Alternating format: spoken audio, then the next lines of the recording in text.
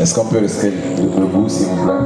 Je voudrais que tu te déplaces, tu ailles d'une rangée à une autre, tu salues les voisins. Ne reviens pas avant d'avoir salué 10 personnes. 10 comptes. Je vois la maman qui ouvre la bouche, elle va me dire aïe aïe aïe, je suis fatigué. Ça va te faire du bien. Ne reviens pas avant d'avoir salué 10 personnes.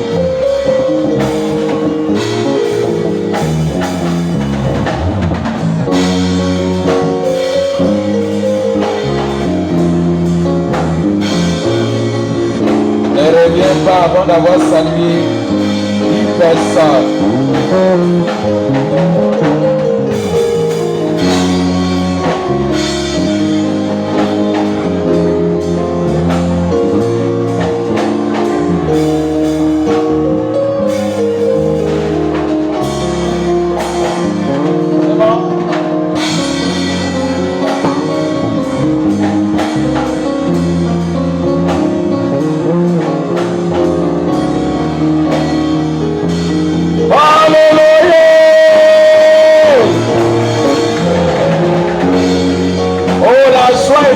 Du Seigneur.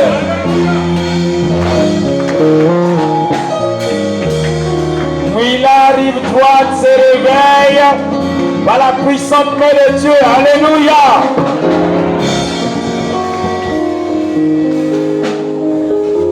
Le petit mot là, il est petit, mais il est très puissant. Et vous savez que c'est même un des noms du Seigneur.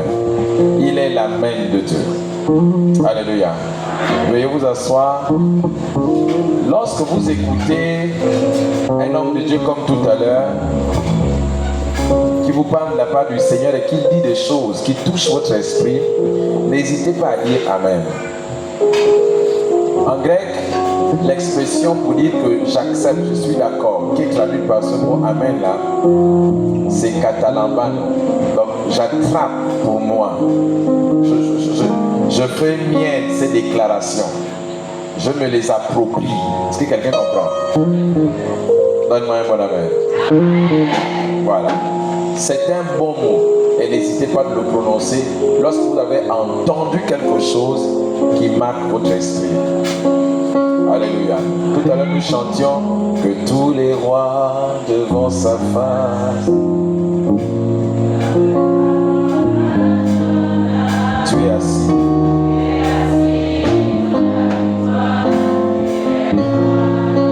J'aimerais vous poser la question, est-ce que vous aimez Jésus? Est-ce que vous aimez Dieu? Vous l'aimez? Si quelqu'un aime Jésus, ou s'il aime Dieu, qu'il lève sa main. Alléluia. Que tous les rois, que tous les rois, que tous les rois, que tous les rois.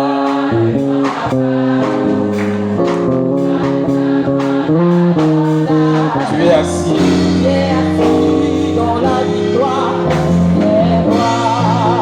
Encore une fois, que tous les rois, est-ce qu'il y a des rois et des reines ce soir? Pouvons-nous enlever la couronne de notre tête à cause de celui qui est assis? Saint-Esprit, on y va. Saint-Esprit.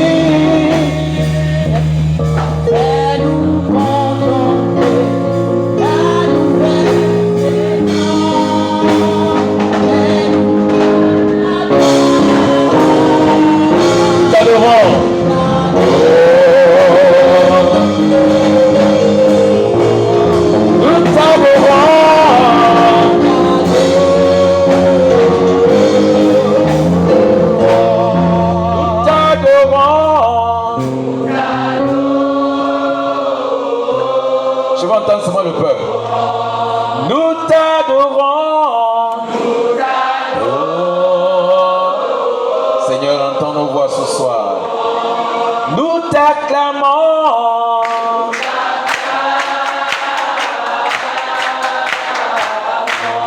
Nous t'acclamons, Seigneur.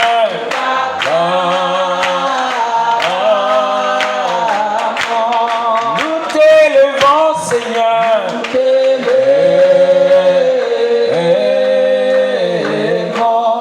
Nous t'élevons, Seigneur.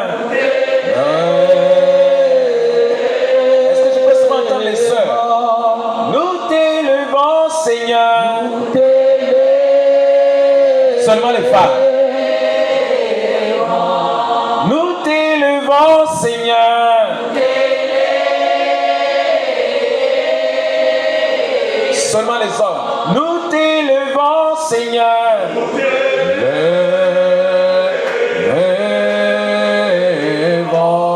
Nous t'élevons, Seigneur. Nous t'élevons. Avec la batterie. Nous t'élevons, Seigneur.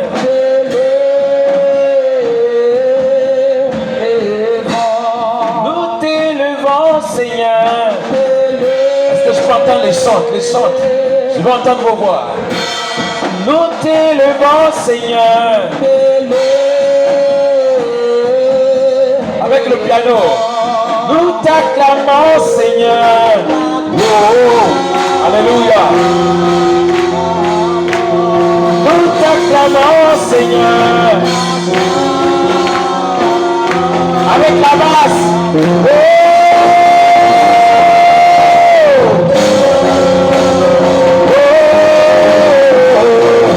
Nous t'acclamons, Seigneur.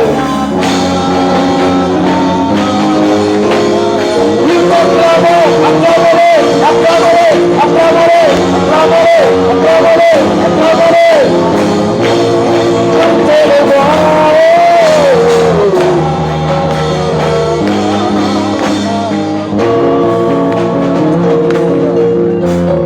Demande à Jésus de te parler ce soir. Qu'il mette une parole dans ton cœur. Une parole dans ton cœur. Oh, et tous les rois devant sa face.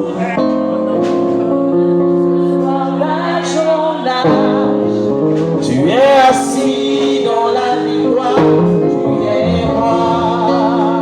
Oh, alléluia. Que tous les rois devant ta face. Alléluia. Proclame ta gloire, ta journée. Tu es assis dans la victoire. Tu es roi. Est-ce que ta voix peut monter? Le piano peut continuer juste en faisant des petits jeux. Est-ce que ta voix peut monter pour dire à Dieu, parle-moi ce soir? Juste une parole, juste une parole. Juste une parole pour mon cœur.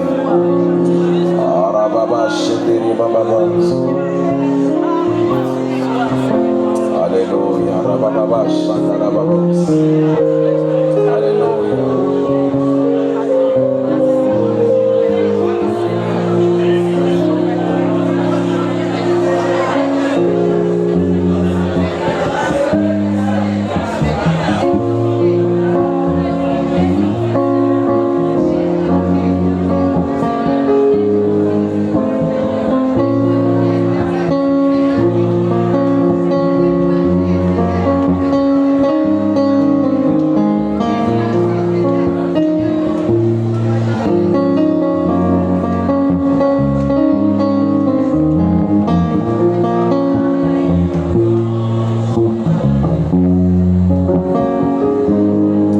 Alléluia. Est-ce que nous pouvons acclamer le Seigneur Jésus?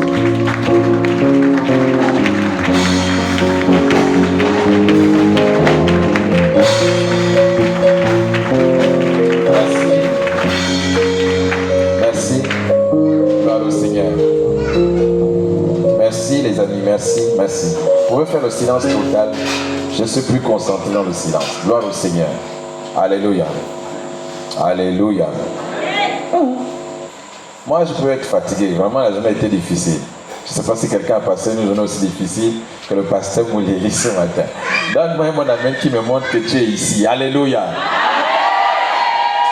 Gloire au Seigneur. Ce soir, je voudrais parler de quelques principes de l'environnement d'un homme de Dieu. Alléluia. Je voudrais vous parler de quelques principes de l'environnement d'un homme de Dieu. Ou encore quelques principes du ministère. Parce que nous avons dit que notre thème, c'est les principes de collaboration pour un ministère réluisant. Donc un ministère qui réussit, qui brille. Donc quels sont les principes qui peuvent élever un ministère? Les principes de collaboration. Donc c'est surtout la notion de collaboration. Donc on travaille avec des personnes. Ces personnes qui se tiennent dans l'environnement. Donc, l'environnement ministériel. Le ministère, le ministère est un trône. Qu'est-ce que je viens de dire? Pendant que vous avez cette phrase à l'esprit, permettez-moi de vous dire ceci. Un de mes professeurs en fac de médecine disait souvent, quand vous arrivez à l'école, à l'université, vous avez le droit d'être ignorant. Mais quand vous sortez d'ici, vous ne devez plus être ignorant. Alléluia. Le succès des pasteurs, un pasteur serait convaincu qu'il a réussi lorsque, après avoir délivré une parole, il peut voir les transformations dans les vies des gens. En fait, c'est bien, nous nous sentons bien excités quand on entend les gens qui crient Amen. Mais si la transformation ne suit pas ce que nous enseignons, on n'a pas réussi notre but. Quelqu'un m'entend? Première chose. Deuxième chose, vous devez considérer que en tant qu'être humain, vous n'avez pas que la partie qu'on voit. Et si vous voulez être fort, triompher et dominer dans ce monde, vous devez apprendre à connaître une partie de vous qui n'est pas visible.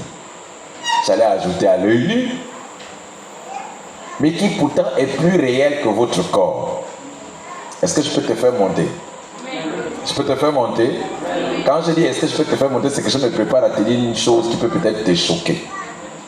Notre corps, passez-moi l'expression, s'en fout de nous parce qu'il sait qu'il ne va jamais aller dans l'éternité avec nous. Oh my God. Le corps va te pousser à voler, à mentir, à commettre l'adultère, à faire des choses bizarres.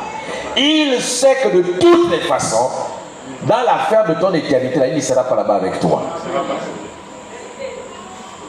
C'est pourquoi il ne faut pas trop se soucier de notre corps, mais nous concentrer sur les parties de nous qui vont traverser la tombe. Mais regardez combien d'énergie on dépense. Maman, pour la coiffure qui est sur ta tête. Souvent je dis aux femmes, est-ce que vous pouvez comparer le prix du tissage que vous avez sur la tête à la Bible que vous avez dans les mains? Si vous pouvez faire un peu la comparaison. On achète une Bible de 2500. Si c'est beaucoup, 5000, peut-être même 10 000. Mais on a un tissage de 60, 120 000 sur la tête. Entre la Bible, la parole de Dieu, et le tissage. Ma soeur, qu'est-ce qui t'apporte plus? Bonsoir, maman. Quand on prend le temps, quand on considère le temps qu'on prend pour se maquiller, pour se faire belle, comparez un peu ce temps-là au temps que vous mettez dans la prière. Papa dit ici, scandale choqué. Si on inversait un tout petit peu, il y a une partie de nous qui réclame le temps que nous donnons au corps. Le corps, c'est un bon serviteur, mais c'est un mauvais maître. Quand votre corps devient maître, il vous empêche de vivre des réalités spirituelles. Je peux vous aider un peu? Ah, je peux vous aider un peu? Vous allez remarquer par exemple en matière de jeûne. Quand vous ne pensez pas à jeûner, votre corps est capable de faire parfois toute une journée sans prendre la nourriture et il ne vous embête pas. Il vous arrive parfois d'être au travail, tu es tellement préoccupé par le travail que tu n'as même pas pensé à la nourriture. Parfois 18h arrive, tu n'as même pas eu le temps de manger. C'est parfois même 20h. Ah oui, en fait, depuis le matin, je n'ai même pas eu le temps de manger. Maintenant, je vais manger. Frère, dis seulement, demain je jeûne. À 6h30, tu as déjà faim. Je pensais que c'était seulement mon corps qui était comme ça. 6h à 9h, tu as même déjà le vertige. 10h, tu as même l'impression que tu vas mourir. Et pourtant, la veille, tu es resté jusqu'à 23h. Donc, le corps, là, il va tout faire pour te faire aimer, affectionner les choses de la terre, parce qu'il sait que de toutes les façons, il n'a rien à voir avec ton éternité. Il va rester. Mais Paul dit, je traite durement mon corps. Il dit, je traite durement mon corps. Donc ça veut dire que lui, ce n'est pas le corps. Il dit, je traite durement mon corps. Si on voulait faire une forme réfléchie, donc nominale, il devait dire, je me traite durement. Il dit, je traite durement mon corps. Donc il est conscient que lui, ce n'est pas le corps. Wow! C'est je qui traite le corps. Donc le je là, ce n'est pas le corps. Quelqu'un comprend? Et donc là, pendant que vous êtes assis ici, votre corps va te dire, ton corps va te dire, tu es fatigué. Tu as passé une dure journée. C'est normal que tu bailles. C'est normal que tu dormes un peu. C'est même normal que tu n'écoutes pas. En tout cas, tu as raison. Écoute encore 30 minutes, après tu sors. Tu vas te reposer. Même Dieu lui-même sait que c'est important. En fait, ce n'est pas ton corps qui réfléchit comme ça, que c'est Satan qui veut t'empêcher d'écouter la suite. Alléluia. Amen. Fais ça. Tu te réveilles au nom de Jésus. Gloire au Seigneur. Votre esprit est plus important. Alléluia. Amen. Je venais à peine de vous dire que le ministère est un trône. Ça veut dire que Dieu ne quitte pas le trône céleste pour venir se mettre à terre. Dieu a créé l'être humain comme étant un réceptacle. Donc le réceptacle, là, vous êtes avec moi? Comme étant un réceptacle de sa personne. Aucun ange n'a cette capacité, n'a cette propriété. Je crois vous l'avoir dit ici. Si je ne l'avais pas encore dit, je le dis maintenant. Le pouvoir d'un ange ne peut pas s'étendre. Un ange ne peut pas être plus puissant que la puissance, enfin, avoir un pouvoir plus grand que celui qui lui a été donné lors de la création. Quelqu'un comprend? Et aucun ange ne peut habiter Dieu. Mais notre corps a été créé, pas peut-être notre chair, notre esprit a été créé avec l'habilité, avec la propriété d'habiter Dieu. Donc Dieu peut venir résider en nous. Dieu réside en chaque enfant de Dieu depuis la nouvelle naissance. Mais il fait encore mieux. C'est comme s'il transportait toute sa demeure pour habiter dans l'être de la personne qu'il a appelée au ministère. Et comme là où Dieu s'assoit, c'est toujours un trône. Quand tu réponds à l'appel de Dieu, toute ta vie devient un trône. Remarquez, quand Jésus était sur la terre, les anges gravitaient autour de lui. Il dit, un truc faux. Un jour même, les gens lui ont dit, mais pourquoi les disciples de Jean-Baptiste jeûnent, les disciples des scribes jeûnent, les tiens là, ils ne jeûnent pas? Vous vous souvenez de ça? Vous étiez là? Vous vous souvenez de la réponse? Les amis de l'époux ne peuvent pas jeûner pendant que l'époux est avec eux. Laissez-moi vous dire ça à la gabonaise. Pourquoi ils vont prier Dieu dans le ciel alors que Dieu est sur la terre? Alléluia. Il n'y avait plus rien là-bas. Quand il est descendu ici, il a transporté toute la divinité ici. La Bible dit qu'en lui habitait corporellement toute la plénitude de la divinité. Quand tu prends l'engagement, c'est pourquoi je vous ai dit hier qu'un homme de Dieu, ce n'est pas n'importe qui. Un homme de Dieu, c'est un trône. C'est quelqu'un en qui Dieu réside. C'est pourquoi quand tu prends une pierre et que tu jettes contre la personne, attention, tu es en train de jeter une pierre contre le trône de Dieu. Je le sais parce que c'est des choses que je vis. Il y a une présence angélique incroyable autour d'un homme de Dieu. D'abord parce que c'est un enfant de Dieu, mais surtout parce que c'est un trône. Vous ne tarderez pas à voir les chérubins, qui sont les gardiens de la sainteté de Dieu, autour d'un véritable homme de Dieu. Plusieurs satanistes qui ont tenté d'attaquer des hommes de Dieu ont vu la présence des anges se manifester. Dites à moi, le ministère est un trône. Donc maintenant, quand on travaille donc autour d'un homme de Dieu, comme j'ai eu la grâce ce matin, moi j'ai travaillé à côté de Papa Moulili. Vous savez, vous avez beau être parfois prêcher sur les mêmes pupitres. D'accord? Prêcher sur les mêmes pupitres. Avoir les mêmes podiums. Avoir parfois même des estrades plus grands. Mais vous n'avez pas toujours la même auréole sur le plan spirituel. Cet homme-là, même s'il est assis et que moi je suis debout en train de prêcher, je suis trop conscient que sur le plan spirituel, il est plus grand. Et je ne peux pas faire l'erreur. Vous savez, certains, quand on exerce dans les mêmes endroits, on appelle l'autre le collègue. Il ne peut pas être mon collègue. Je suis trop loin d'être un collègue pour lui. La conscience des choses spirituelles m'interdit de l'appeler collègue. Je pourrais être demain plus diplômé que lui en théologie. Je ne serai jamais un collègue pour lui. Vous êtes avec moi? L'une des particularités d'un père, c'est quoi? Un jour, ma grande sœur, si vous êtes avec moi, donnez-moi 2 amens. Je me permets de faire ce témoignage. Je vous amène quelque part. Ne vous en faites pas. Tout ce que je dis là, je vais recoller ça. Je prêche comme quelqu'un qui disperse les pièces de puzzle. Après, on les rassemble. Donc, si tu es distrait, il va te manquer une pièce, tu ne comprendras pas. Ma grande sœur avait commis une erreur grave que j'avais voulu corriger d'une certaine façon. D'abord dans la chair comme Moïse, parce qu'elle avait manqué de respect à maman. Maman lui avait fait honte devant les amis, ses propres amis. Pour lui reprocher sa saleté, elle avait gardé le linge trempé pendant des jours. Et puis quand les amis sont venus, maman était bizarre. Quand elle veut te faire honte, elle choisit ce moment-là. Tu viens avec les amis, elle est partie prendre les seaux. Elle est venue verser à la cour. Pour dire que voici votre amie que vous croyez être belle. Et là, vous voyez là avec les jolies tresses. Regardez comment elle est en réalité. Ça n'a pas plu à ma grande sœur. Et quand elle a commencé à parler, maman lui a donné une gifle. Et comme elle était tellement énervée, elle a rendu la gifle à maman.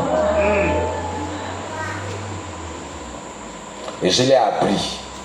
J'étais courroucé. J'étais ici en fac de médecine. Je devais avoir peut-être 20 ans. Et donc j'ai juré que quand j'allais partir les vacances, j'allais la bastonner. Pour qu'elle comprenne qu'on ne s'en prend pas à sa mère. Et je partais avec cette pensée, j'arrive à Omboui, je la bastonne. L'aînée des sœurs. Quand je suis arrivé, le Saint-Esprit m'a dit, elle a commis un impair, elle a manqué de respect à maman. Si toi tu la tapes aussi, c'est la grande sœur. Toi aussi tu tombes dans la même faute. J'ai dit donc, Saint-Esprit, aide-moi, comment je vais faire? Et vous n'allez pas facilement imaginer que l'astuce, Dieu est bon. Je suis allé, écoutez-moi bien, tout ce que je vous dis là, je vous dis que je vous amène quelque part. Le Saint-Esprit m'a inspiré ceci. Il m'a dit, va voir ta mère, tu lui demandes de te donner tous ses habits, sauf les moubati. Donc, vous le mot ça. Donc, j'ai pris même jusqu'au demi-jupon. J'ai pris. À l'époque, on n'avait pas encore le robinet à la maison. Je suis parti puiser de l'eau. Et je me suis mis à la cour. Notre cour, les gens passent par là. Je suis le voisin du pasteur Binet, qui est le président là, à Omboui. Donc après son terrain, c'est le mien. Ou après le mien, c'est le sien. Donc quand on veut aller chez lui, on passe par là. Quand on veut venir chez moi, on passe par là. Donc j'ai pris les habits de maman. Quand les gens passaient et voyaient que je prenais les soutiens-gorge, les demi-jupons, pour le garçon qui avait déjà 19 ans, 20 ans, donc un homme mûr, qu'est-ce que ça faisait dans la conscience des gens? Ça les choquait. Est-ce qu'un homme doit laver les vêtements de sa mère? Mais mon petit, qu'est-ce qui ne va pas? J'ai transporté et j'ai commencé à laver. La première grande sœur est arrivée, celle que je suis directement. Elle dit, oh, mais tu fais quoi? J'ai dit, je lave les habits de maman. Comment toi tu vas laver les habits de maman? Je lave, mais j'étais plein de colère et de rage en fait. Je continue à laver. Elle ne pouvait pas m'arrêter. Quand elle a voulu venir, j'ai dit, ne me touche pas. Je continue à laver les habits de maman. Et puis celle qui avait commis la faute est arrivée. Elle me trouve, oh, Jean-Yves, mais tu fais quoi? Je dis, je lave les habits de maman. Mais non, on ne peut pas laver les habits d'une femme. Je dis, je lave les habits de ma mère. Quand elle a entendu ma mère, ça fait clac dans sa tête. Pourquoi il dit ça? Les deux se sont assises à côté en train de me voir laver le linge. Et après, la plus grande, non, celle qui avait commis l'erreur, est revenue, tenter de m'attraper. Elle dit, on ne fait pas ça. Un homme ne peut pas laver toi. Ça sont des choses de femmes que tu ne peux pas laver. Je l'ai regardé en face. Et puis je lui ai dit, écoutez-moi très bien. Je lui ai dit, c'est pour toi que je le fais. De quel droit tu t'es permis de lever ta main sur la mère qui t'a mise au monde? Là, elle a commencé à pleurer. Je pleure, elle pleure. Je lui ai dit ceci, ne perdez pas ça de vue. Si tu construis une maison à ta mère, Si tu achètes une voiture à ta mère, un portable, des vêtements, en tout cas des choses, si Dieu lui donne la vie, si elle travaille, que Dieu lui donne la vie, elle peut te rendre tout ce que tu lui as donné. Mais il y a une seule chose qu'elle t'a donnée, que toi tu ne lui donneras jamais. Ça veut dire que tu ne peux pas la faire rentrer dans ton ventre et la coucher. C'est pour cela que maman sera toujours maman. C'est pour cela que papa sera toujours papa. Tu peux être plus intelligent, plus riche que ta mère, que ton père, mais tu ne seras jamais père à sa place. Tu auras tes enfants, mais la personne qui t'a mise au monde a une longueur d'avance. Ça veut dire que si aujourd'hui on connaît Brigitte, on connaît Nadine, on connaît Geoffroy, on connaît Brice, c'est parce que quelqu'un, déjà que je suis père là, je vous assure déjà que je suis père là, quand je regarde mes filles, et le beau-fils qui va venir là. J'ai vu ma femme 5 fois danser la danse sans musique. Oh yo! Vous connaissez la danse sans musique? Il n'y a pas de musique, mais vous voyez les pas de danse. Et toi, petit yanglard là, parce que les cheveux sont maintenant machin. Écoute-moi. Mais tu es maudit, moi, nous sommes le mambo. Et vous savez ce qui me subjugue avec le peuple de Dieu, c'est que des choses comme ça sont faciles à comprendre. Là, tout le monde est en train de me dire Amen. Mais pourquoi vous pensez que sur le plan spirituel, c'est différent?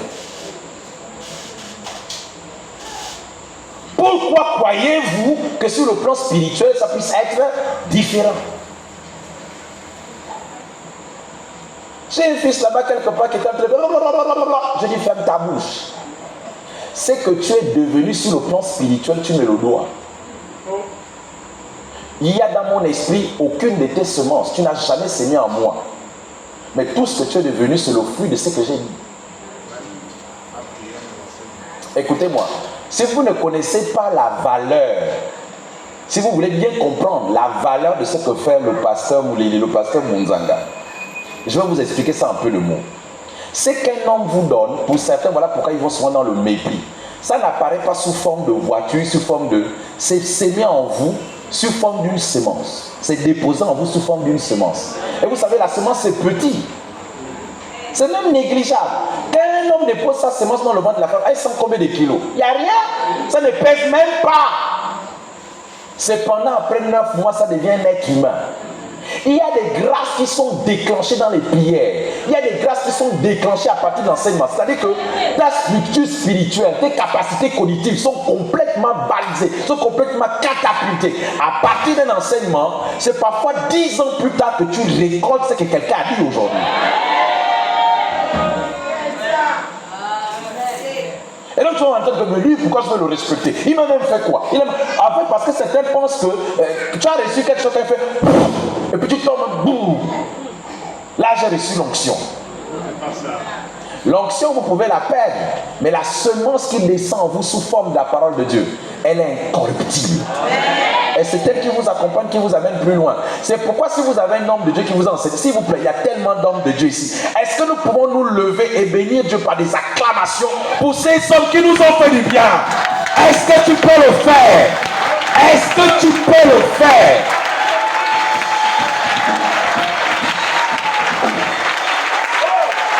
Vous êtes le fruit des prières. Vous êtes le fruit des enseignements, des hommes de Dieu.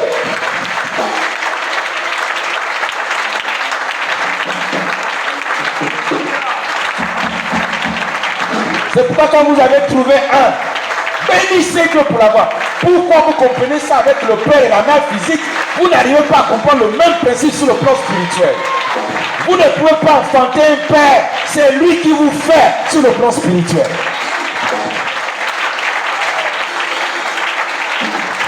Si tu as compris, donne-moi un amen. S'il te plaît, assois-toi. Est-ce que jusqu'ici vous me suivez? On est ensemble. C'est pourquoi vous pouvez voir Satan. Quand il vient même pour dire bonjour à son père, il peut même s'agenouiller. C'est pas qu'il adore la personne, mais il est reconnaissant pour ce que papa a fait de lui. Moi, je suis un Africain, je suis fier de l'être. Même mes pères physiques, mes pères spirituels, quand je les rencontre, difficilement je les salue debout. Nous, on a appris que quand papa parle, on baisse la tête. Bah, non, non,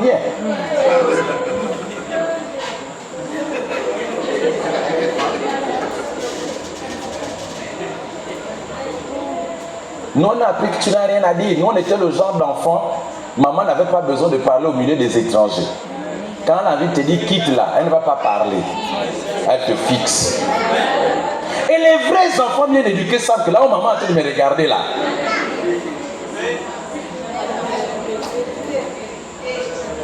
Est-ce que ça marche? Vous suivez? Maintenant, écoutez-moi encore une fois.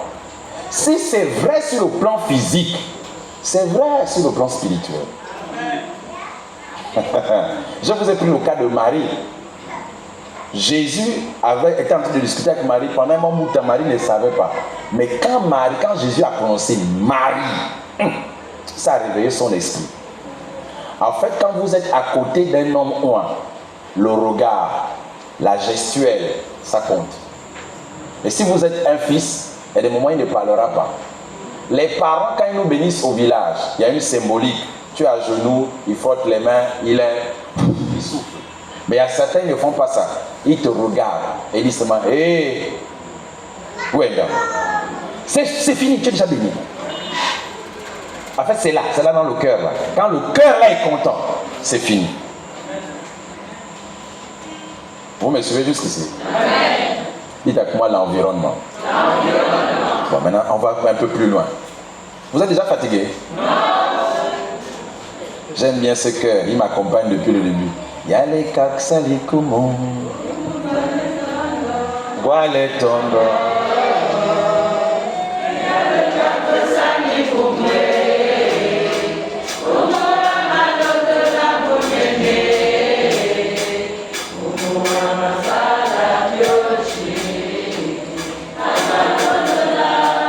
Le ministère est un trône. Autour du trône, vous voyez des choses que les gens ne voient pas. Il y a des trônes qui, au départ, ne sont pas très visibles. C'est-à-dire que quand vous regardez la personne, elle ne ressemble à rien. Prenez 1 Chronique chapitre 12. Rapidement. Les grands lecteurs vont nous aider. 1 Chronique chapitre 12. L'une des choses qui doit vous déterminer quand vous venez à l'église, en tant que fils, en tant que fille, comme on a vu hier, l'une des choses qui doit vous déterminer, qui doit déterminer votre zèle. 1 Chronique, lisez d'abord le verset 1. Un bon lecteur, quelqu'un qui a une voix qui porte, quelqu'un qui a une voix qui porte. 1 Chronique, chapitre 12, verset 1. Aidez-nous à gagner du temps. 1 Chronique, chapitre 12, verset 1. Oui. Voici ceux qui se rendirent auprès de David à Ticlac, lorsqu'ils étaient encore éloignés de la présence de Saül, fils de Kis. Ils faisaient partie des vaillants hommes qui lui prêtèrent leur secours pendant la guerre. Ok, regardez encore ce verset-là. Est-ce que là dans le verset 1, David est déjà roi? Tu peux reprendre la lecture s'il te plaît. Voici. Aidez le frère en Christ ou la soeur en Christ qui est là-bas sur le côté pour qu'elle ne puisse pas nous distraire. Voici ceux qui se rendirent auprès de David à Tigla. Lorsqu'il était encore éloigné de la présence de Saül. Lorsqu'il était encore éloigné de la présence de qui? Si vous connaissez bien la Bible, est-ce que David est devenu roi pendant que Saül était là? Non. Saül était déjà mort, n'est-ce pas? Si on nous dit que pendant qu'il suivait encore la présence de Saül, ça veut dire quoi? C'est Saül qui était encore... Va au verset 8. Verset 8. Oui. Elkana, Jispisha, Azarel, Joézer et Jacobi, Goréi, Joéla et Jérésia. Parmi les Gadites, des hommes vaillants partirent pour se rendre auprès de David dans la forteresse du désert. J'aimerais poser une question. Saül était de quelle tribu? C'est vrai. C'est vrai. Il n'était pas de la tribu des Gad. Il était de la tribu de Benjamin. Là, on nous parle de qui? Les Gadites. Continue. Parmi les Gadites, des hommes vaillants partirent pour se rendre auprès de David dans la forteresse du désert. Les soldats exercés à la guerre. Ces soldats-là appartenaient à l'armée de qui? Ils appartenaient à l'armée de qui? Là, on nous dit quoi? Ils quittent Saül pour aller rejoindre David. J'aimerais poser une question. Où était Saül? Au palais. Où était David?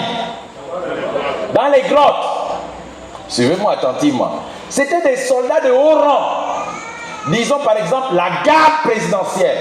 Elle est où? Au palais. Le palais, vous connaissez le palais? C'est l'endroit où il y a les poubelles. Alléluia. Ah, c'est pas là-bas. Hein? Au palais, il y a quoi? Qu'à prêcher avec moi. Au palais, on peut trouver quoi? Moi, je vous ai dit, il y a les poubelles. Vous avez dit non. Il y a quoi? Toutes sortes de pierres précieuses. Ils avaient le prestige ou pas? Oui, la gloire là-bas. Il y avait la clim là-bas. Il y avait la gloire. N'est-ce pas? Il y avait l'argent. On peut supposer qu'il y avait de l'argent. Donc, ces hommes-là qui étaient avec Saül à la clim, qui marchaient au tapis rouge, à la gloire, au palais, peut-être le marbre, l'or coulait à gauche et à droite. On nous dit qu'ils ont quitté le palais. Prenez où? Hein? Qui était là-bas? Non, réfléchissez un instant. Un homme qui n'a rien, qui habite dans les grottes, un fuyard, un maquisard, il vit dans les trous à rats. Des personnes qui ont l'argent, des personnes qui ont la gloire, des personnes qui ont le prestige, quittent le palais pour aller retrouver quelqu'un qui est dans le maquis. Pour quelle raison? Est-ce qu'ils sont devenus fous? Regardez la qualité de ces hommes. On était au verset combien? Je pense que tu dois aller au verset 14. Lis le verset 14. Verset 14. Oui. C'était des fils de Gad. Oui. Chef de l'armée. Oui. Un seul. Un seul. Le plus petit. Le plus petit. Pouvait s'attaquer à 100 hommes. À combien? 100 hommes. Attendez, quand vous avez souvent lu l'histoire de David, hein, vous le voyez comme le gars, le super guerrier. Il est incomparable. Si vous lisez ce chapitre jusqu'à la fin, vous allez vous rendre compte que David était petit comparé à certains hommes. Qu'il y avait des hommes qui étaient très puissants, plus puissants même que David.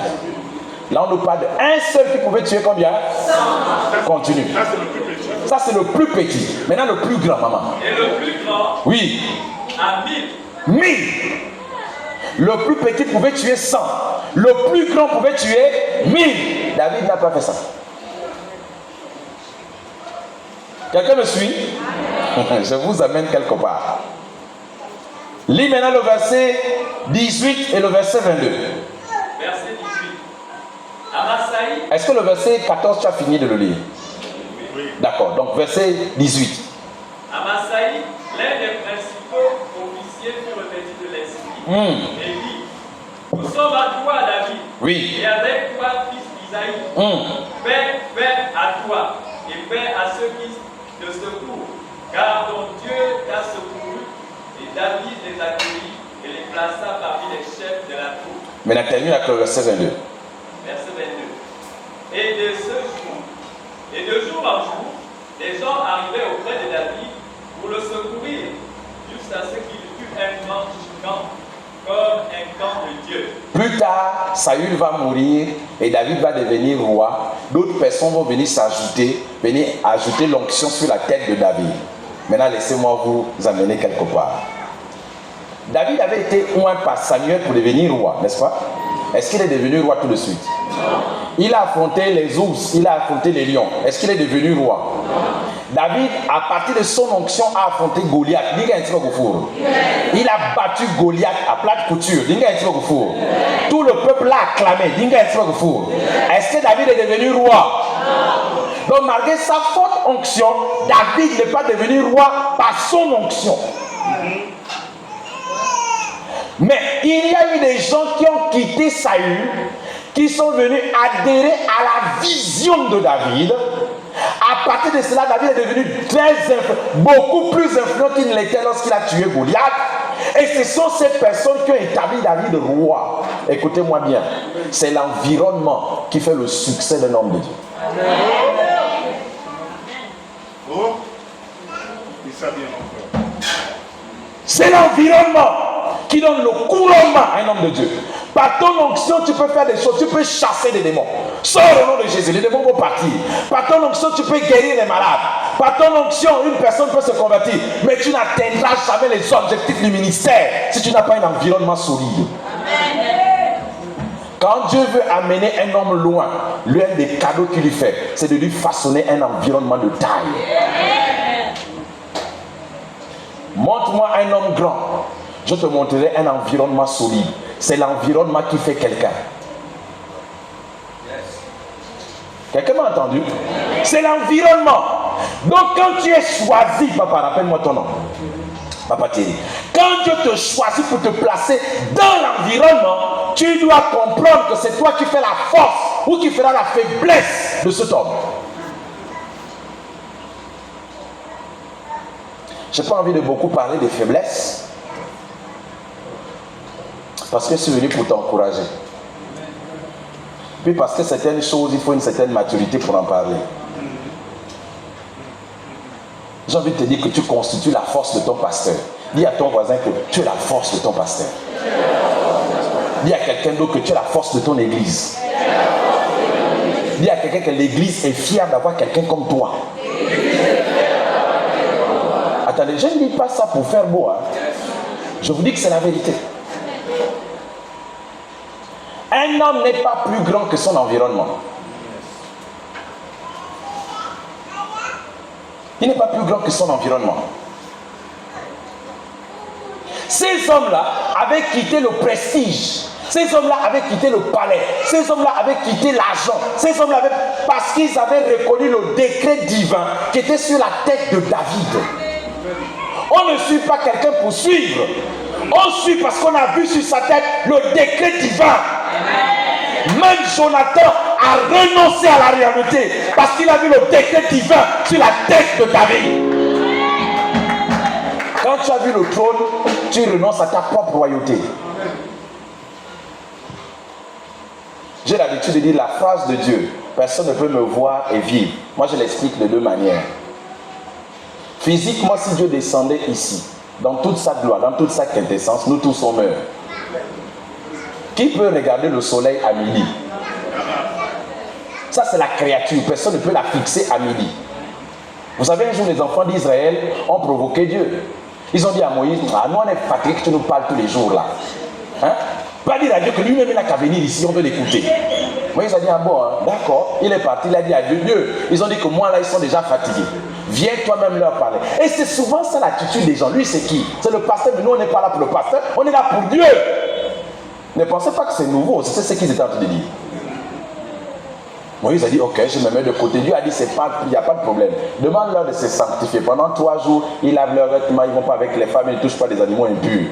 Le 3e jour, ils étaient contents, toute la montagne, ils étaient là. Aujourd'hui, là, Dieu va nous parler. Je ne suis pas sûr qu'il ait descendu. Il a juste déchiré les cieux, il a toussé. Et ils ont entendu des tonnerres. Ils ont crié: ouais, Moïse. Donc c'est comme ça la fin. Pardon. Non, dis-lui de ne plus parler. C'est mieux que toi, tu viennes nous parler.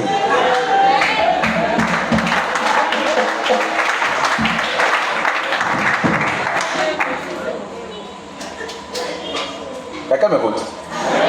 Dites avec moi: le décret divin. Quand Dieu a ouvert tes yeux et que tu as vu sur la tête de ton pasteur le décret divin, Dieu te tue. La deuxième façon qu'il tue, c'est quoi? Quand Dieu se révèle à toi, quand il te montre qui il est, il te découvre, il te faut aussi découvrir qui tu es, tu meurs. Ça veut dire que tu changes complètement de manière d'être et de vivre. Quand Dieu se révèle à toi, il te tue. Il tue tes rêves du passé. Tu meurs en toi-même, tu deviens une autre personne. Et l'une des manières, c'est quand il te révèle le décret divin. Je vous ai dit que Dieu ne recrute pas ces personnes sur la terre, il les recrute depuis le ciel. Vous vous souvenez de cela, non? Et je vous ai dit que si parfois vous vous souvenez de certains endroits où vous êtes passé, on dirait que je suis déjà passé par là. De même aussi, quand vous retrouvez certaines personnes, vous avez l'impression que cette personne, vous la connaissez depuis très longtemps. Pourquoi? Parce qu'en réalité, le jour où Dieu vous révélait votre identité, il y avait cette même personne dans la salle. Quelqu'un me suit? Il y a des gens, ils se connaissent à peine, mais ils sont attachés l'un à l'autre. Mieux, quand Dieu te révèle le décret qui est sur la vie de quelqu'un, tu comprends que inéluctablement, tu appartiens à l'environnement. Laissez-moi vous le dire autrement. Il y a des capacités que Dieu a placées en vous qui doivent aller concourir à l'accomplissement d'une œuvre plus grande que la vôtre. Je vous ai dit que la vision communautaire, Dieu ne la donne pas à un individu. Dieu ne la donne pas à plusieurs personnes. Dieu la donne à une seule personne. C'est lui le manager, c'est lui le challenger, c'est lui l'arbitre, c'est lui. Et ici, dans le cadre de l'église, puisque c'est une famille, c'est celui qui est père. On a compris que c'est le pasteur. Maintenant, un pasteur a des champions. Ça veut dire quoi? Le pasteur peut ne pas être l'as de la délivrance dans l'église. Mais Dieu va t'équiper. C'est-à-dire que si on te compare toi et le pasteur en matière de délivrance, tu dépasses largement le pasteur. Mais cependant, le don qu'il t'a accordé là, c'est pour que tu puisses venir faire avancer l'œuvre commune auprès du pasteur. On nous parle des hommes de David, on dit qu'un seul pouvait tuer 100, un autre, le plus petit, pouvait tuer 100, le plus grand pouvait tuer 1000. David n'a pas fait ça. Mais il avait besoin de cet homme qui pouvait tuer 100, qui pouvait tuer 1000 pour avoir une armée forte. Si vous continuez de lire, on va vous parler de ces hommes qui avaient la force de transpercer plusieurs personnes avec une lance. David n'avait pas ça. Ce qui fait la force énorme, c'est son environnement. On n'a pas toujours besoin d'être devant. On n'a pas besoin d'être celui qu'on voit. Mais on peut être les faiseurs de rois. Et soyez conscient d'une chose, je suis un pasteur. Les pasteurs savent reconnaître les hommes qui sont efficaces, qui sont importants pour la survie de leur ministère.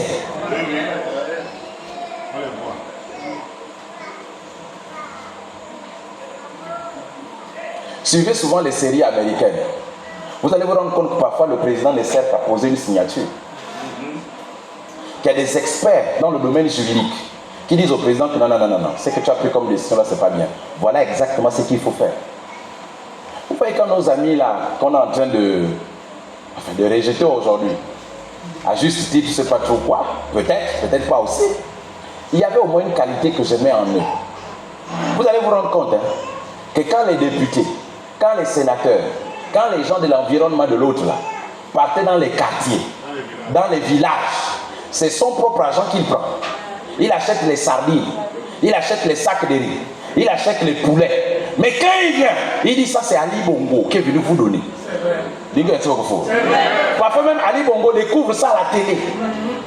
Il n'est même pas compris. Pourquoi? Parce qu'il comprend qu'il n'est pas là pour ses intérêts à lui.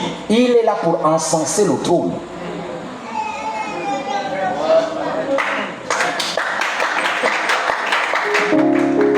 Quand un fidèle commence à avoir des vues sur lui-même, pour être vu, il faut que lui-même il passe, il faut qu'on parle de lui. Il devient un obstacle pour le trône. Le trône n'a pas besoin de rivaux. Bon, je sens que je vous ennuie. Vous êtes avec moi? J'ai dit que je ne voulais pas beaucoup prêcher aujourd'hui. Le pasteur me disait que même si tu ne prêches pas, on ne chante seulement pas dormir. Je peux encore vous dire une deuxième chose. Beaucoup encore, Vous avez encore un peu de temps. Je vous ai dit que David a vaincu lui-même Goliath, mais il n'est pas monté sur le trône. Ce sont plutôt d'autres personnes qui l'ont fait monter. Lisez maintenant, papa, j'aime bien ta voix. Luc chapitre 16, le verset 12. Et accroche tes ceintures, à ta ceinture. Luc 16, le verset 12. Yale kaksali komo wale tendant. Ye yale kaksali komo.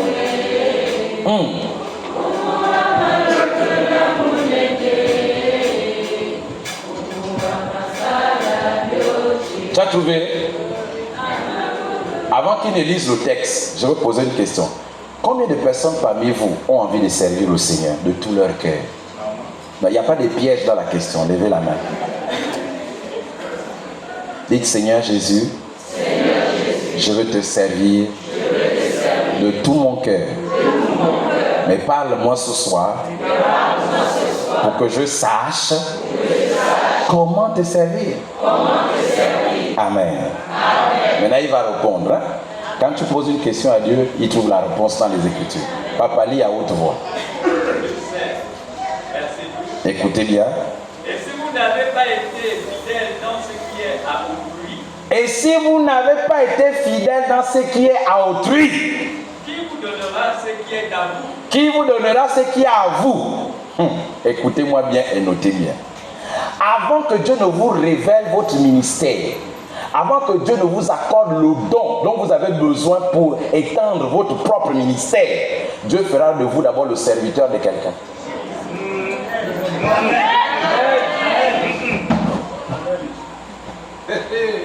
Celui qui n'a jamais été serviteur ne pourra jamais être maître. C'est le principe spirituel. Donc la question que tu dois te poser, quand tu veux servir Dieu, c'est en réalité tu sers qui d'abord? Avant d'aller servir Dieu directement, il te met au pied de quelqu'un. Pose la question à ta voisine, tu sers qui?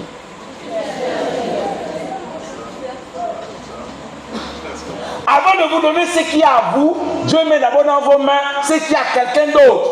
Et il va voir comment vous traitez la chose qui est à quelqu'un. Ici, il y a quelqu'un qui est assis sur le trône de l'église chrétienne de la rive droite. Il a un nom. Vous êtes là, vous êtes ancien, vous êtes membre d'eux, vous êtes membre d'eux. Et vous êtes là. Le ministère de cet homme, Dieu le place d'abord entre vos mains. Comment le traitez-vous?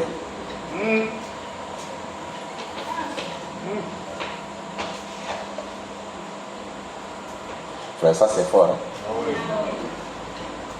Ça c'est fort. Ça rejoint notre texte où Jésus dit que celui parmi vous qui va être le plus grand, qu'il soit le serviteur. La meilleure façon de rentrer dans le ministère, c'est servir. Celui qui ne sert pas ne peut pas rentrer dans le ministère. C'est bon, frère. Ça te parle? Tu sers.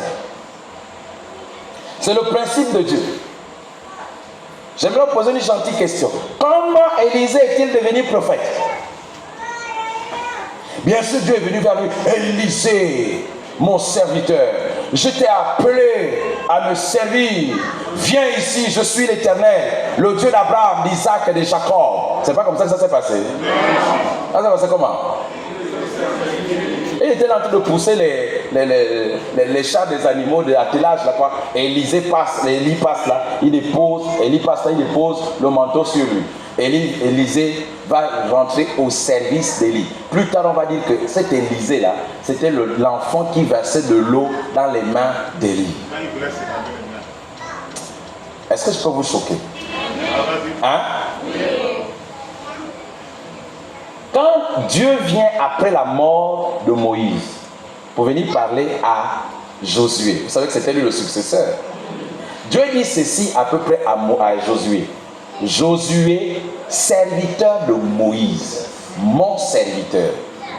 Donc ça veut dire que pour Dieu, son serviteur c'était qui? Moïse. Mais Josué c'était qui? Inventez votre Bible, les amis. Vous avez les visions. Vous êtes déjà directement connecté à Dieu. Dieu m'a parlé. Dieu ne peut pas te parler s'il n'a pas parlé à ton père ou à Fouri.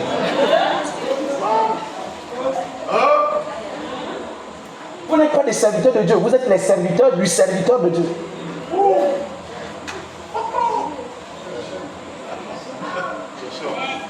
Quand on a grandi dans les églises presbytériennes où règne la démocratie, c'est un message qui ne passe pas.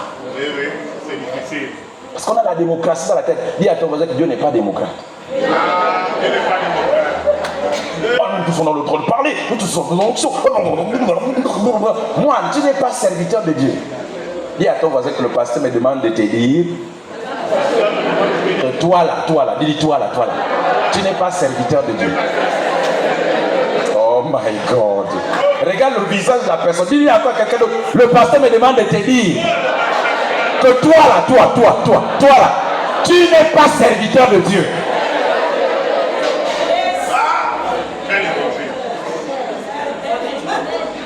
Les gens veulent brûler les étapes. Tu veux aller servir Dieu, tu n'as même pas encore appris à servir un homme. C'est Dieu-là que tu ne vois pas là, que tu prétends les servir. J'ai dit, pourquoi quand on parle des gens qui viennent après Abraham, après on va dire Abraham, Isaac et Jacob, après Abraham, Isaac et Jacob, pourquoi on dit toujours le Dieu d'Abraham, Isaac et de Jacob? Pourquoi on ne met pas le nom de leur Dieu à eux là? Par exemple, quand on parle de Moïse, lui il va parler du Dieu d'Abraham, d'Isaac et de Jacob.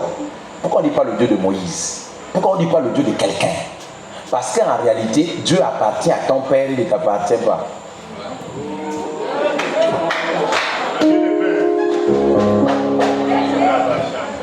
Dieu est le Dieu des pères. C'est pour que le ministère soit toujours transmis d'un père vers un fils. Et quand tu as compris ce principe, demain tu feras des fils, toi aussi tu auras des gens à qui tu vas transmettre la chose.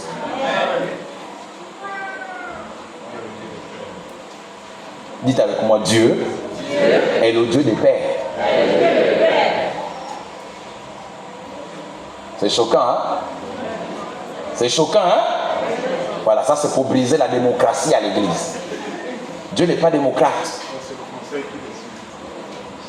Quand vous avez compris ce genre de choses, il va régner dans l'église un ordre, une discipline. Tout le monde devient serviteur. Quand vous avez compris ce dont je parle là, tout le monde devient serviteur. Personne ne se réclame être grand. Et quand vous faites ça à côté d'un homme de Dieu qui a compris le même principe, même lui en fait vous sert. Oui. Parce qu'il comprend qu'il a un trône. Il n'est pas Dieu. Il a un trône sur lequel Dieu vient s'asseoir. Donc même lui aussi est un serviteur. Quelqu'un comprend? Chacun de nous a la fibre du service en lui. Si vous voulez avoir les choses de Dieu, commencez par traiter respectueusement les choses que Dieu met dans vos mains et qui appartiennent à quelqu'un d'autre. Moulini n'est pas mort. Non, n'allez pas le Dieu pour dire je veux prendre le ministère. Il a le temps de vous encenser, de vous préparer. Donne-moi une amen si tu as compris.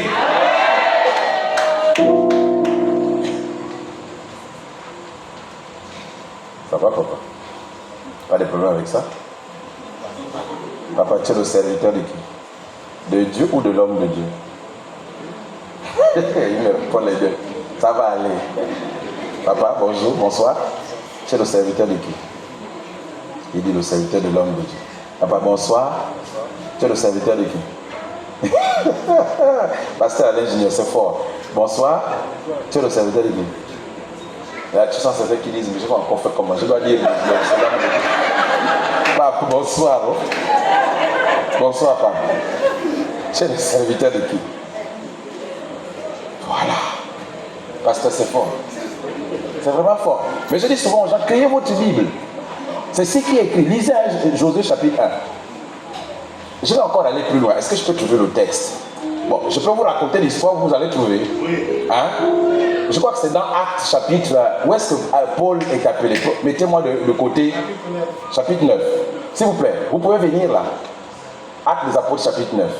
On va chercher le verset. Cherchez rapidement le verset, les grands lecteurs de la Bible. J'ai envie de vous montrer autre chose. Yale kakseli kumu.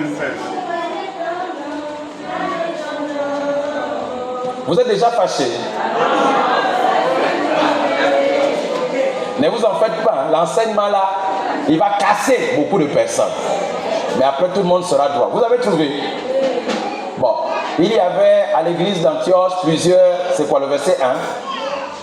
Mon lecteur, il est quelque part? Ou bien c'est acte 11? Acte 13, hein? D'accord, papa dit acte 13. Vous avez trouvé? À partir du verset 1, c'est ça? Oui. Allons-y. Il y avait Antioche. Il y avait dans l'église d'Antioche. Oui. Des prophètes et des docteurs. D'accord.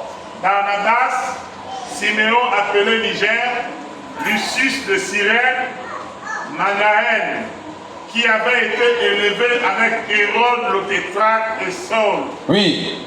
Pendant qu'ils servaient le Seigneur. Pendant qu'ils servaient le Seigneur. Dans leur ministère. Dans leur ministère, Maman Zita. Et ils jeûnaient. Le Saint-Esprit dit. Écoutez bien, le Saint-Esprit dit. Mettez-moi à part Barnabas et Saul pour l'œuvre à laquelle je les ai appelés. Bon, on s'arrête là. Allons-y dans l'exégèse du texte. On ne va pas trop rentrer en profondeur. On ne va pas faire une étude théologique. Mais allons-y au moins dans la compréhension de la phrase. Est-ce que vous avez... Citez-moi au moins 2 noms que vous reconnaissez parmi les gens qu'on a cités là. Barnabas et puis Saul. Au moins les 2 là, vous les connaissez. Ok. Est-ce que vous comprenez comme moi que Dieu a envie d'appeler Barnabas et Saul au ministère? Selon le texte qu'on a lu. Non, j'aimerais m'accorder avec vous. Est-ce que selon le texte qu'on a lu là, on a en train de comprendre que c'est Saul et Barnabas qui sont visés? Nous sommes tous d'accord? Ok. Comment Dieu a-t-il pu se révéler sa vision à Saul et Barnabas? N'est-ce pas, il est venu la nuit et il s'est adressé à Saul et puis il a dit: Saul, je t'appelle. Lisez le texte. Vous avez lu le texte? Oui. Il dit: mettez-moi. Quand il dit mettez-moi, ça veut dire qu'il s'adresse à quelqu'un d'autre que Saul et Barnabas. Ce n'est pas à Saul et Barnabas qu'il s'adresse. Il s'adresse à d'autres personnes. À d'autres personnes qui étaient plus grands que Saul et Barnabas. Et pourtant, Saul et Barnabas étaient là en train de jeûner. Pourquoi Dieu ne parle-t-il pas directement à Saul et Barnabas? Il s'adresse à d'autres personnes et pourtant Paul et Barnabas sont présents. Parce que c'est le principe de Dieu. Il parlera à ton père pour que tu rentres dans le ministère. Faites très attention quand vous rentrez dans les choses de Dieu et aucun homme de Dieu ne vous a recommandé. Faites très attention. Prophète, je suis prophète, je suis pasteur, je suis évangéliste, je suis. Faites très attention quand vous rentrez dans les choses de Dieu et aucune onction n'a reconnu ça avant. Écoutez, Dieu va confirmer dans la bouche d'un serviteur de Dieu quelque chose qu'il vous a déjà dit. Mais avant d'aller, attends la confirmation. Les ministères d'aujourd'hui qui tuent les gens, ce sont les ministères où Dieu m'a parlé, je me lève, je fais. C'est ce qu'on appelle les Melchisédek spirituels.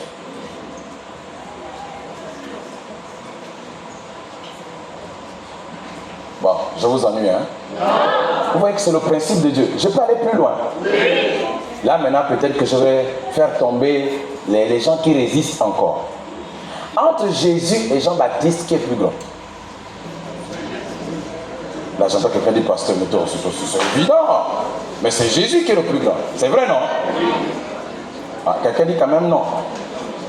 Il dit: celui qui m'a envoyé baptiser là, m'a dit que celui sur qui tu verras l'onction descendre, c'est lui. Parce qu'il m'a précédé, il était là même avant moi. Ah, c'est ce que Jean-Baptiste dit. Mais écoutez-moi, Jésus est venu comme un modèle. Jésus est venu comme un substitut à l'homme. Est-ce que Jésus avait besoin qu'on lui impose les mains? En tant que fils de Dieu, qui peut donner l'onction à Jésus? C'est le fils de Dieu. Il a besoin de qui pour venir faire ce que lui il a envie de faire? Cependant, quand vous voyez Jésus venir auprès de Jean-Baptiste pour se faire baptiser, pourquoi Jean-Baptiste refuse-t-il? Parce qu'il sait que Jésus est grand.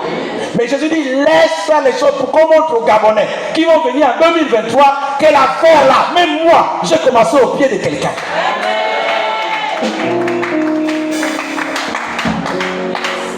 Tu as posé la question à toi, tu as commencé au pied de qui? Au pied de qui?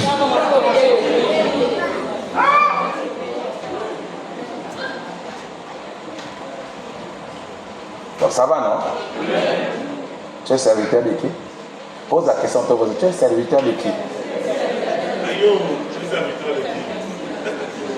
Allons-y. Papa Yves, tu es serviteur de qui? De Dieu ou bien de l'homme de Dieu? Maintenant, si tu as compris que tu es serviteur de l'homme de Dieu, acclame le Seigneur Jésus. Oh my God! La parole de Dieu est sifflée.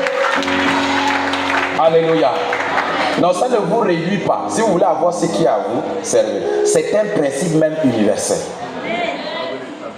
Je vous ai dit que c'est l'onction que vous respectez que vous avez. D'accord? Vous savez que Moïse avait au moins 2 personnes qui ont travaillé à côté de lui. Il y avait Josué et il y avait Caleb. C'était le gars le fougueux, le gars qui a l'onction, le gars qui a la révélation, le gars qui a le fire, le gars qui a le prophétique. Je me demande pourquoi ils étaient 2 et ce ne sont pas les 2 que Dieu a choisis. Vous savez, si ma main tremble devant quelqu'un, Dieu ne tremble pas. Si ma main tremble pour venir se poser sur la tête de la roche, peut-être parce qu'il est un peu sympathique, peut-être parce qu'il fait des sourires, Dieu ne tremble pas. Écoutez, demain, ce ne sont pas des choses que tu dois évoquer ici. Là, ça, c'est la grande école. Parce que quand je descendais dans des choses comme la loyauté, frère, ça là, c'est... Il faut être l'environnement du trône. Nous allons parler de ce qu'on appelle la castration spirituelle. Vous savez ce qu'on appelle un eunuque, non? Papa écrit, hein, la castration. Ajoute spirituelle. Donc, le père qu'il aille comme ça, et puis il dit que l'homme là a sorti une expression, et il n'a pas... J'aimerais vous expliquer. Vous voulez que je vous dise ce que c'est? Vous voulez que je vous dise ce que c'est? Je vous dis que Dieu ne tremble pas. Dieu regarde nos cœurs. Vous savez ce qu'on appelle un eunuque?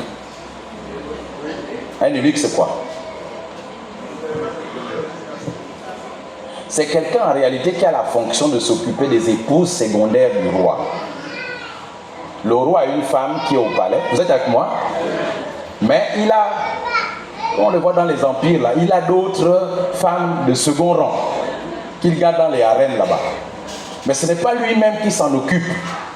C'est quelqu'un qui s'en occupe, qui leur apprend comment se laver, comment se parfumer, comment s'habiller et comment aller faire la nourriture de la chambre avec le roi. Que celui qui a des oreilles pour entendre. Mais cet eunuque-là, il peut tenter de prendre la femme du roi. Il peut tenter de prendre le plaisir du roi. Pour éviter qu'il ne prenne le plaisir du roi, on lui enlève ce qui fait de lui un homme. Si tu as des oreilles pour entendre... Quelqu'un a compris, non? Donc il est là, il ne peut plus faire ce qu'un homme naturellement peut faire avec une femme. On lui a enlevé ça. C'est ce qu'on appelle castrer. Dans Apocalypse chapitre 4, on nous dit que lorsque les 4 êtres vivants et les 24 vieillards aperçoivent le trône central, les gens là qui sont autour du trône ont des couronnes sur leur tête. Et si vous regardez le mot grec qui est utilisé ici pour couronne, il y a 2 mots en grec. Il y a diadéma et il y a stéphanos. Diadéma, ce sont les couronnes des souverains. Mais stéphanos sont des couronnes des vainqueurs, des gens qui ont le mérite, c'est-à-dire qui ont fait quelque chose et qui ont mérité. Quelqu'un comprend ça? Et le mot qui est utilisé ici dans Apocalypse 4, c'est stéphanos. Donc ces gars-là ont des attributs, ont des qualités pour lesquelles ils ont des couronnes. Ils ont mérité d'avoir des couronnes. Est-ce que quelqu'un m'entend? Mais quand ils voient le trône principal, ils enlèvent les couronnes de leur tête. Laissez-moi vous aider. Vous êtes avec moi là? Vous savez, si Jésus-Christ est n'importe quoi dans votre vie, à un moment vous pouvez l'oublier. Je prends un exemple. Est-ce que comme moi, vous avez souvent parfois pris le taxi, vous tentez de prendre un taxi, et puis le taximan vous dit, est-ce que tu as les pièces? Vous avez déjà eu ça? Et parfois vous n'en avez pas. Et puis est-ce que vous avez déjà eu la chance que quelqu'un à l'intérieur de la voiture, parce que vous n'avez pas, le taximan veut partir, quelqu'un dit non, monte quand même. Vous avez déjà eu ça? Ok, voici la question qui suit. Qui a retenu le nom de la personne qui était dans la voiture là, qui a payé son taxi? Peut-être vous avez seulement dit merci. Même le visage là, tu n'as pas retenu. Parfois même tu ne regardes même pas sa direction, tu dis seulement merci. N'est-ce pas, non? Qui parmi vous, peut-être en allant à un magasin, vous avez pris des articles, vous arrivez au comptoir, et puis vous vous rendez compte que ce que vous avez pris là, ça dépasse ce que vous avez dans le portefeuille. Vous avez déjà eu ça? Moi j'ai eu ça plus d'une fois. Et parfois je m'apprête à aller rendre l'objet le plus. Et le client qui vient juste derrière moi, il dit non, monsieur, non, laissez, je vais compléter pour vous. Peut-être que quelqu'un parmi vous a déjà eu cette grâce. Quelqu'un a déjà eu ça? Ok, combien parmi vous ont retenu le nom de cette personne-là qui vous a payé l'article? Vous avez seulement dit merci. Et puis vous êtes passé. Bon, maintenant écoutez. Si vous tombez là au pont, là, comment on appelle le pont là? Si vous tombez au pont de la Gougnier, vous ne savez pas nager. Et un pêcheur vient avec sa pirogue et vous secoue, vous amène au bord. N'est-ce pas, vous allez vous lever ici, vous allez seulement dire merci et puis vous continuez chez vous. Là, frère, qu'est-ce que tu vas faire? Pardon, papa. c'est quoi ton nom? N'est-ce pas? Vous savez pourquoi vous allez vous arrêter? Parce que cette personne ne vous a pas aidé. Cette personne vous a sauvé. Le gars de la boutique là-bas vous a aidé. Le gars du taxi vous a aidé. Mais celui qui vous a sorti du pont là, il ne vous a pas aidé. Il vous a sauvé. Ça veut dire que sans lui, vous devez être mort. Quand certains viennent à l'église, si Jésus est pour toi, le gars qui t'a juste aidé de la maladie, c'est normal qu'après tu l'oublies. Si Jésus t'a juste aidé parce que tu étais embêté par les démons, puis ce n'était qu'une aide, c'est normal que tu l'oublies après. Mais il y a des gens comme Jean-Yves Boussougou qui réalisent que si Jésus n'était pas passé par là, mon Dieu, j'allais être où aujourd'hui? À quoi j'allais ressembler si Jésus n'avait pas touché ma vie? Quand vous pensez à ce que vous étiez avant, la pourriture dans laquelle vous étiez, quand vous pensez à la misère dans laquelle vous étiez, quand vous pensez à la perdition, à l'enfer que vous attendez, et que vous pensez que vous regardez que Jésus est passé par là, quel est le mérite que vous pouvez encore avoir quand vous venez devant lui, de vous tenir sur votre chaise, de côtoyer, de tenir votre costume? Plus rien n'existe. C'est là où vous voyez les gens qui se mettent même à terre, les gens qui s'allongent même pour dire qui suis-je. Seigneur, tu es tout pour moi. Il n'y a plus de gloire, il n'y a plus de prestige. Tu es tout pour moi. À partir de cet instant, tu ne vois plus la belle-mère. Il n'y a plus de belle-mère. Il n'y a plus de beau-père. Il n'y a plus de beau-frère. Plus rien n'est plus important pour vous que Jésus. Jésus est plus important. Jésus. Donc, à partir de là, vous enlevez le prestige de votre tête. Vous enlevez la gloire qui était sur votre tête. Et vous la mettez à terre. Parce que cette gloire-là n'est rien à comparer avec ce que Jésus a fait pour vous.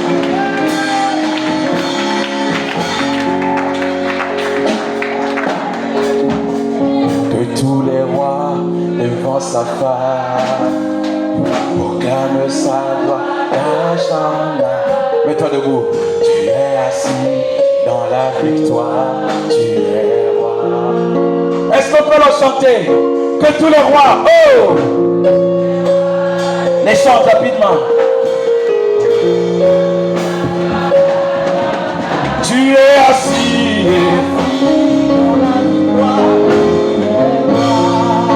Que tous les rois, que tous les rois, hey, proclame ta voix nationale. Tu es assis dans la victoire, tu es roi. Nous sommes Saint-Esprit, on y va. Saint-Esprit, fais-nous contempler la nouvelle saison.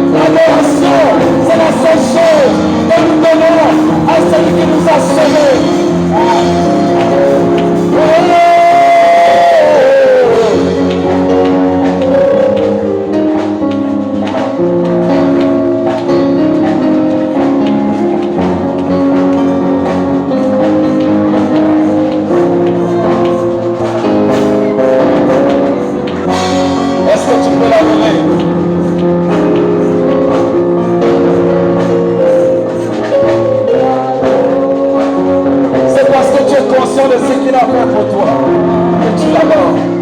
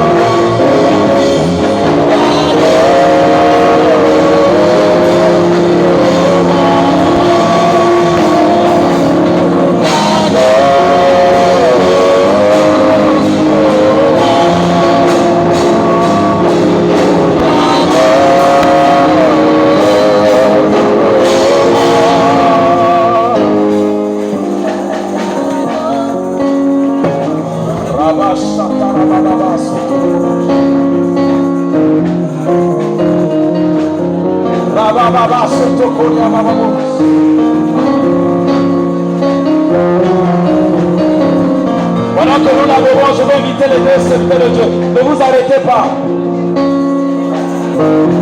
Je vais inviter le pasteur Moulili et le pasteur Alain Junior. Bien-aimés, ils vont prier pour vous ce soir. Afin que l'âme des serviteurs, l'âme des adorateurs, vous savez, le service vient après l'adoration. Le service ne précède pas l'adoration. C'est parce que vous êtes conscient de ce qu'il a fait pour vous que vous avez envie de le servir. Une armée de serviteurs va être levée ce soir. Mais mon ex-serviteur, c'est une armée d'adorateurs, d'adorateurs, d'adorateurs.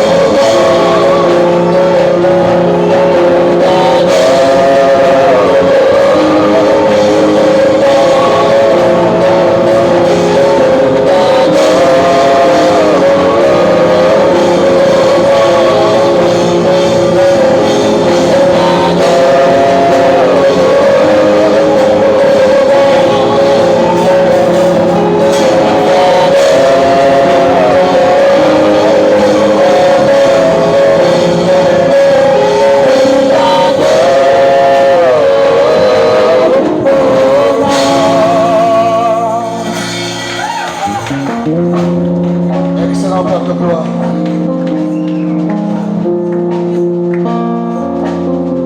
Je n'ai qu'une seule chose à te demander ce soir, Saint-Esprit. Une seule chose pour nous tous, ici réunis.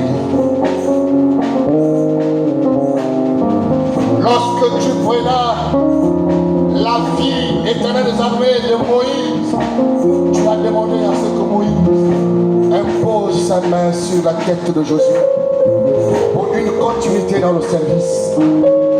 Et ce soir, notre Père et notre Dieu, l'Esprit qui habita la vie de Josué, le transfert qu'il y a eu lieu entre Jean-Baptiste et Christ Jésus, cet esprit Père céleste qui entra Dieu de gloire en ce jour-là dans le Jourdain, cet esprit de service Père, je déclare que cet après-midi, que chacun de nous ici présent soit revêtu de l'esprit de service sans limite, l'esprit de service de notre Père. Je te prie cet esprit de descendre à ce instant, de descendre à ce instant, parce que nous avons tous reconnu. Nous avons tous reconnu. Lorsque nous ne sommes pas animés de ton esprit de service, nous avons du mal à te servir. Alors ce soir, cet esprit descend sur chaque personne. Descend sur chaque personne. Selon ce que nous avons attendu. Selon ce que nous avons reçu. Descend sur chacun de nous. Tu nous appelles, oh Dieu, au service. Mais le service ne peut être possible qu'avec Père Céleste, le transfert du Saint-Esprit qui vient nous doter de cette capacité de service. Alors Saint-Esprit, descends ce soir sur chacun d'entre nous. Descends ce soir et maintenant sur chacun de nous. Descends ce soir et maintenant sur chacun de nous. Descends ce soir et maintenant sur chacun de nous.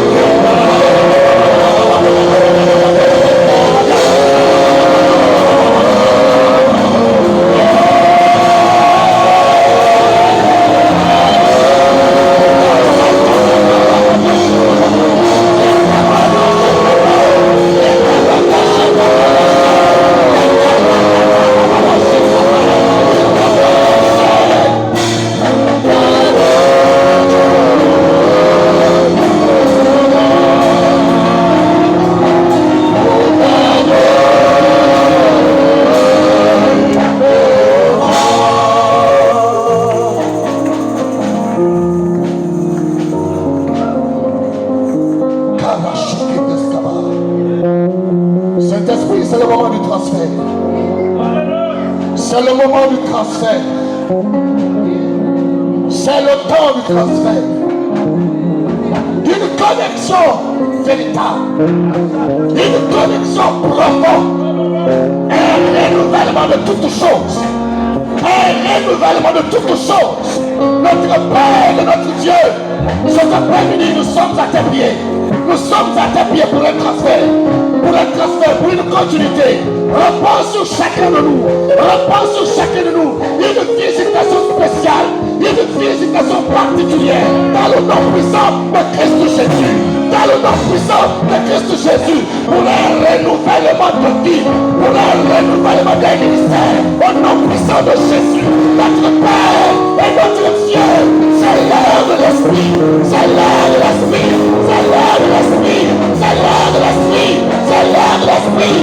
C'est l'heure de l'Esprit. C'est l'heure de l'Esprit. C'est l'heure de l'Esprit.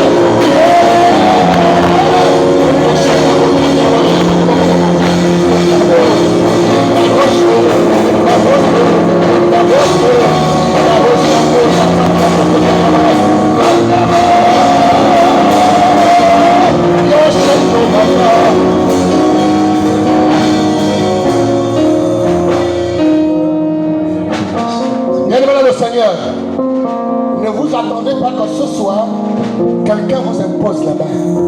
Il n'y aura pas d'imposition demain ce soir. Mais je voudrais simplement que nous nous connectons tous.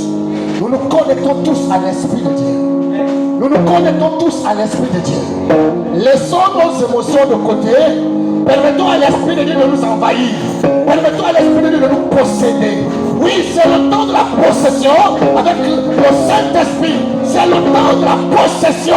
Une possession véritable. Une possession profonde. Avec le Saint-Esprit, le Dieu surnaturel. Alors ce soir, tu as simplement besoin de connecter ton esprit. De connecter ton esprit. On divers, on divers, on divers, on divers, on divers, on divers, on divers. La divinité de Dieu présente par son esprit. La divinité de Dieu présente par son esprit.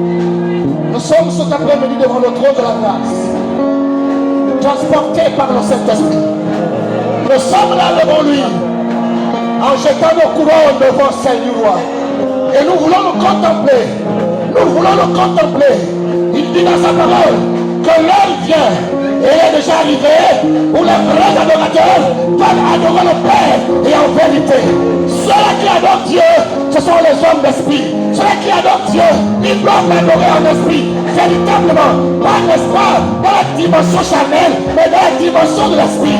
Nous sommes là ce soir pour demander à notre Dieu, à notre frère, au Saint-Esprit, de transmettre en nous cet esprit de service pour que nous ayons désormais la capacité de le servir, la capacité, le pouvoir de le servir par rapport à tout ce que nous avons entendu, par rapport à la foi de Dieu qui nous a parlé à travers le canal qu'il a utilisé. Chacun de nous a besoin de lui attirer quelque chose qui vient de plus profond de son cœur.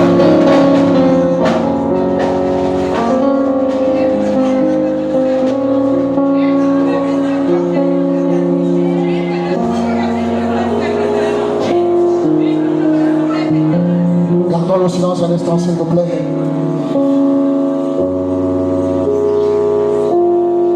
Sois uniquement en communion avec le Saint-Esprit. Laisse le Saint-Esprit parler à ton esprit.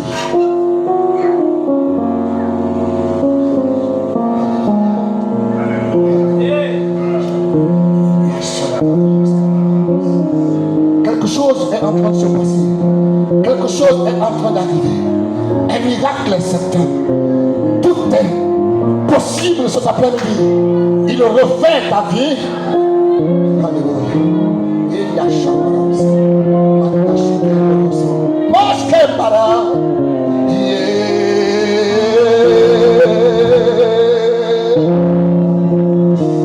Laissons la mélodie continuer.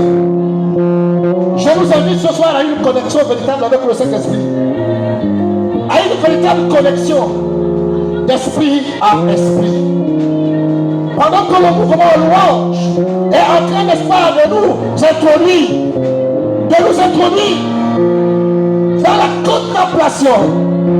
dans la contemplation de l'esprit.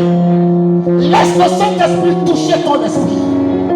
Laisse le Saint-Esprit, n'est-ce pas, impacter dans ton esprit la vision qu'il avait de toi lorsque tu es dans la préexistence. C'est le temps, n'est-ce pas, de la connexion véritable certaine.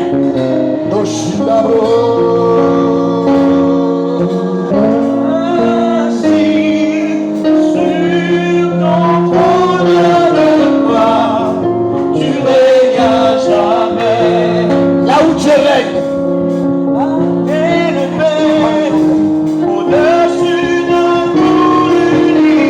et laisse le Saint-Esprit venir à toi.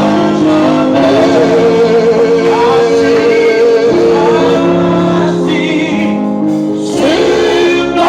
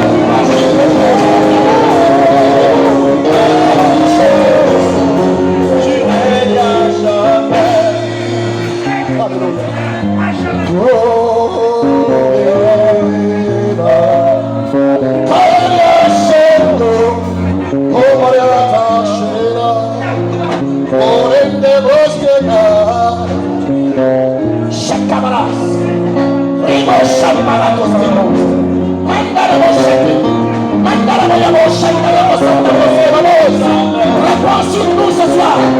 Reprends sur chacun ce soir.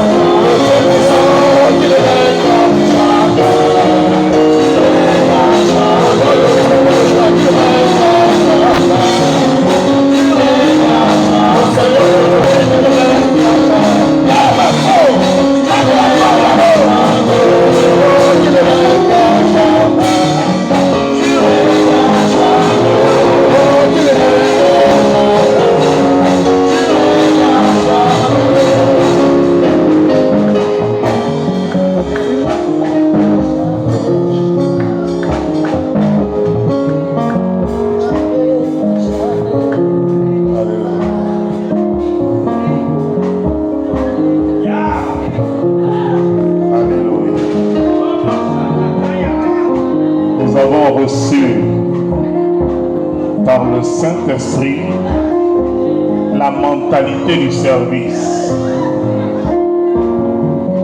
Vous savez, il y a deux révélations sur l'esprit. L'esprit est une personne spirituelle. L'esprit, c'est un caractère aussi. Quand on dit qu'on reçoit l'esprit, ce soir, je vois un mouvement de l'esprit dans deux dimensions. Ça veut dire qu'il y a une personne autre que toi qui s'installe dans ton être. Et cette personne apporte un caractère différent de celui que tu avais avant. Tu es revêtu d'une mentalité nouvelle. Alléluia.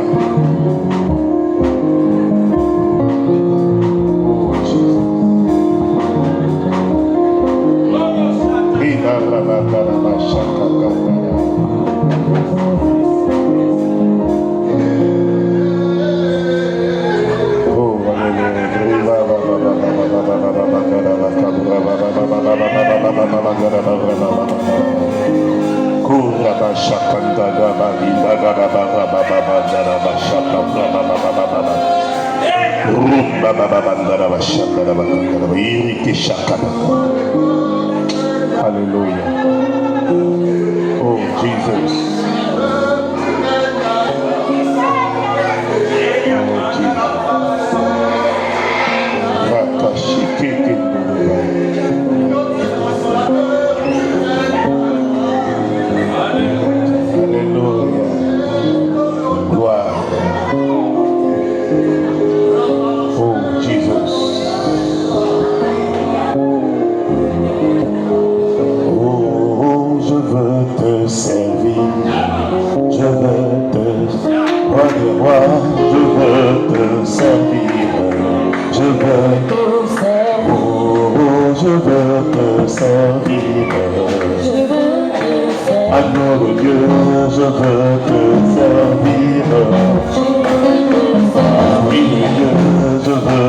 Pendant que tu vas voir l'esprit du service, viens sur toi. Viens sur toi. Est-ce qu'on peut acclamer? Je veux te servir. Le service, le Saint-Esprit. Je veux te servir. Oh oui, je veux te servir. Oh, je veux t'acclamer. Alléluia, je veux t'acclamer. Acclame. Oh, je veux t'acclamer. Oh, je veux t'acclamer. Dieu de Dieu, je veux t'acclamer. Oh, je veux t'acclamer. Tu m'as choisi, je veux t'acclamer. Tu m'as sauvé, je veux t'acclamer. Oh, je veux t'acclamer. Yeah, je veux t'acclamer. Est-ce qu'on peut pousser des cris de joie? Alléluia.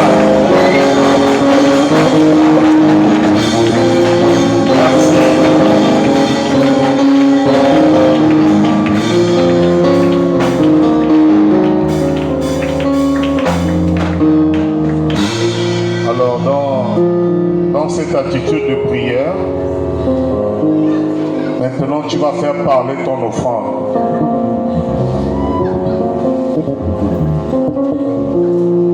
Tu vas laisser l'offrande parler. Tu as déjà prié. Maintenant l'offrande va prendre la parole. Quand l'offrande est donnée, elle monte au ciel. L'offrande suit le parcours de Jésus-Christ, qui est sorti du cœur de l'homme de Dieu. Il est descendu sur la terre et remonté jusqu'au ciel. L'offrande s'assoit à la droite de Dieu le Père et l'offrande intercède.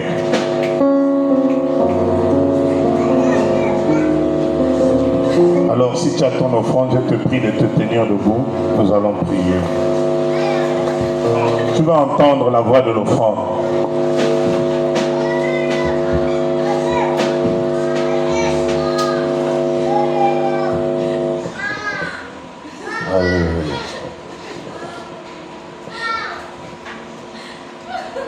Serviteur que tu as choisi,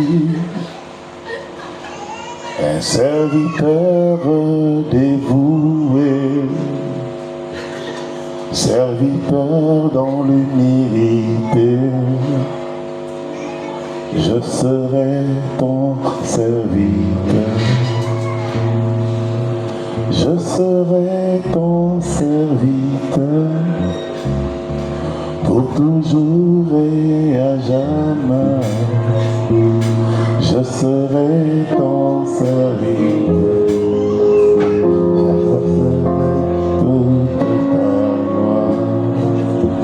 Je serai ton serviteur pour toujours et à jamais. Je serai ton serviteur, je garderai toute ta gloire. Un serviteur que tu as choisi, un serviteur dévoué, serviteur dans l'humilité, serviteur parmi mes frères.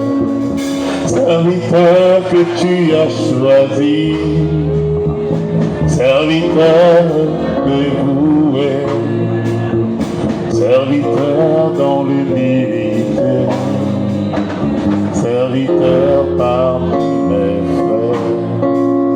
Serviteur que tu as choisi, un serviteur dévoué, serviteur dans l'humilité, serviteur par... Est-ce qu'on peut dire ensemble serviteur? Serviteur que tu as choisi, serviteur dévoué, dans l'humilité, parmi mes frères, dis serviteur que tu as choisi. Serviteur que tu as choisi, serviteur dévoué, serviteur parmi mes frères, serviteur parmi mes frères, serviteur que tu as choisi, un serviteur dévoué, serviteur dans l'humilité, serviteur parmi mes frères. Seigneur, nous te bénissons ce soir. Nous recevons la mentalité du service. Et cette offrande est le témoignage de notre engagement à te servir dans l'humilité, à te servir avec dévotion, à te servir à travers les hommes que tu as établis. Je te sers, Seigneur, moi-même je prends l'engagement de te servir parmi mes frères. Je prends l'engagement d'être un serviteur dans ta maison. Que la mentalité du service se saisisse de ma personnalité. Que la mentalité du service baptise chacun de mes fils au nom de Jésus. Que la gloire te revienne. Amen. Ok, apportons notre offrande dans la présence de Dieu. Gloire à Jésus. Alors, normalement, notre séminaire prend fin ce soir. Alléluia. Voilà. Demain, à partir de 15h.